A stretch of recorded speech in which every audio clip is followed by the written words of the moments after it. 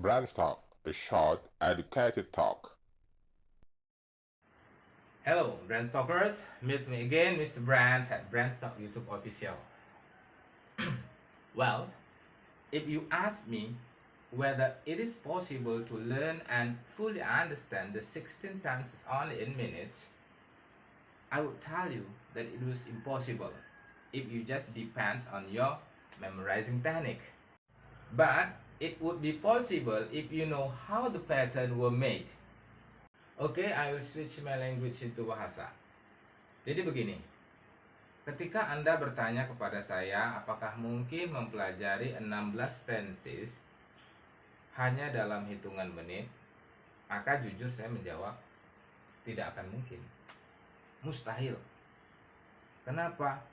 Saya sebagai seorang guru itu biasanya menghabiskan waktu 2 kali 45 menit atau 90 menit, ya, itu hanya untuk mempelajari present tense, hanya satu tenses. Jadi bagaimana kalau 16, berarti 90 dikali 16, segitu waktunya, jadi sudah lebih, ya, sudah sangat banyak. Kalau kita sifatnya yang masih satu persatu, bisa enggak sekaligus? Ya, bisa. Caranya gimana? Caranya kita membentuk pola sendiri. Jadi kita tidak terpaku pada pola-pola yang sudah ada diberikan, ya, menghafal. Tapi kita buat sendiri pola dengan cara kita sendiri. Jadi ketika kita mengetahui proses cara membuat pola itu, pada saat itulah belajarnya situ. Jadi pada saat ini saya akan kasih kalian cara, trik, ya, trik di sini untuk membuat pola 16 tenses. Oke. Jadi kita lanjutkan, ya. Tapi sebelum itu silahkan nanti di like, ya, di subscribe channel ini supaya lebih semangat. Oke, ya, silahkan. Mari kita lanjut belajar.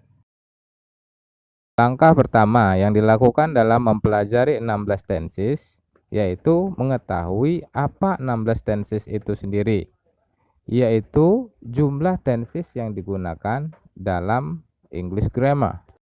Yang kedua, kalian harus sudah mengetahui present tense. Yang ketiga, menguasai 5 basic tenses. Yang keempat, harus bersungguh-sungguh. Serta yang terakhir, harus menonton video ini sampai habis. Seperti yang telah saya jelaskan sebelumnya, bahwasanya untuk bisa menguasai ke-16 tenses, maka yang pertama kali kalian lakukan adalah harus bisa menguasai 5 tenses dasar atau 5 basic tenses. Karena dari kelima tenses dasar inilah nanti kita bisa kombinasikan untuk membentuk 16 tenses.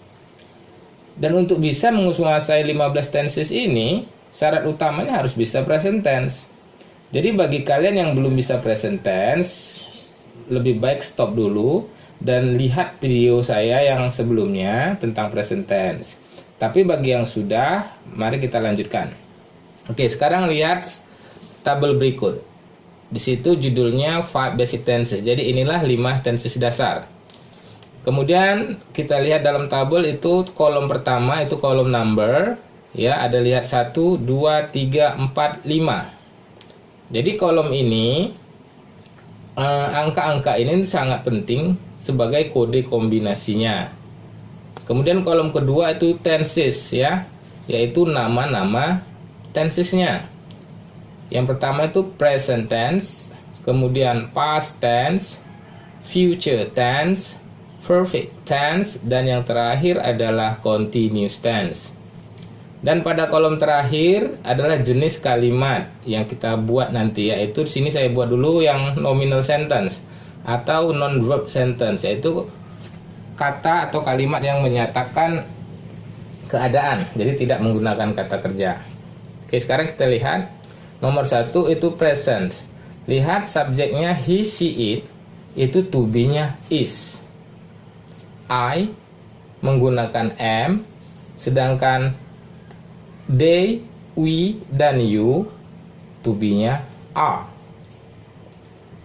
If we want to change the sentence into past, ya, into past tense, yang kalimat utamanya itu nggak usah kalian pikirkan ya, cukup to be-nya saja. Jadi is itu berubah menjadi was, am berubah menjadi was, sementara are berubah menjadi were. Begitu juga kalau kita ubah menjadi future. Jadi kalau untuk future semuanya sama, jadi is, am, are itu kita gunakan will be dan shall be. Kemudian untuk perfect tense, he, she, it ya, itu menggunakan has been, sementara I, you, they, we menggunakan have been. Dan terakhir untuk continuous, untuk he, she, it itu is being. Kemudian untuk I yang menjadi am being, they, we, you berubah menjadi are being. Jadi kita tinggal tambahkan beingnya saja. Nah, sekarang kita lihat contoh penggunaannya di dalam kalimat. Kita buat dulu satu. We are at school. Oke, subjeknya itu we. Jadi kalau subjeknya we di present tense, maka to be-nya adalah are. Baru komplementnya adalah at school. Jadi untuk merubah ini ke dalam bentuk past, itu yang lain we dan at school itu diabaikan saja. Cukup to be-nya diganti menjadi were, berubah menjadi we were at school. Begitu juga kalau dia menjadi future, kita lihat we will be at school. Kalau perfect, we have been at school. Kemudian kalau dia continuous, we are being at school. Kemudian untuk tenses yang ke-6 sampai yang ke-16, kita tinggal mengkombinasikan angka-angka atau nomor yang ada di sini. Jadi untuk tenses ke-6 itu adalah gabungan dari 2 dan 3. Kemudian 7 itu 2 dan 4. Tenses ke-8 25, 34, 35, 45, 234, 235, 245, yang ke-15 345, dan yang ke-16 adalah gabungan dari 2, 3, 4, dan 5. Cara menamakannya gimana? Ya kita lihat nomor 6, 2, 3. Nomor 2 itu apa? Past.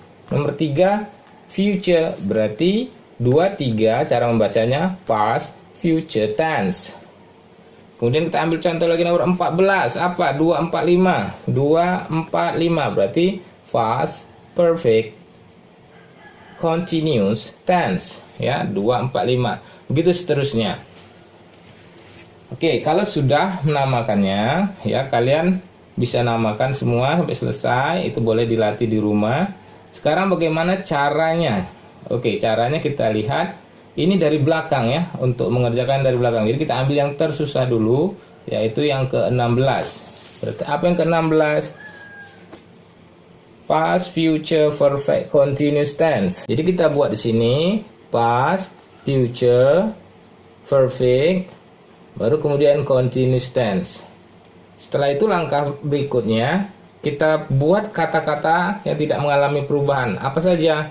We dan at school. Oke. Sekarang dari belakang kita lihat continuous dulu. Continuous kita lihat kolomnya. Continuous kalau dia we apa to be-nya? Are being. Kita buat are being. Sekarang are ini ada di kolom perfect. Bisa nggak ini berubah menjadi diubah ke dalam bentuk perfect? Bisa. Apa? Have been. Setelah itu future. Future menggunakan will be atau shall be. Oke, cukup kita tulis will-nya saja. Karena be-nya ada di kolom perfect. Dan perfect ini tadi sudah berubah menjadi have been. Kemudian yang terakhir adalah past. Oke, jadi kita nggak usah buru-buru meletakkan were di sini. Ya seharusnya were kan, kalau dia past, lihat kolom itu tadi were. Tetapi sebelum kita letakkan ini, kita lihat dulu will ini bisa tidak dirubah ke dalam bentuk past. Kalau bisa, were ini nggak perlu. Tapi kalau tadi misalnya will ini nggak bisa, maka harus diletakkan. Sekarang kita lihat, will ini bisa tidak dirubah ke dalam bentuk past? Bisa. Apa itu bentuk past dari will? Yaitu would. Oke.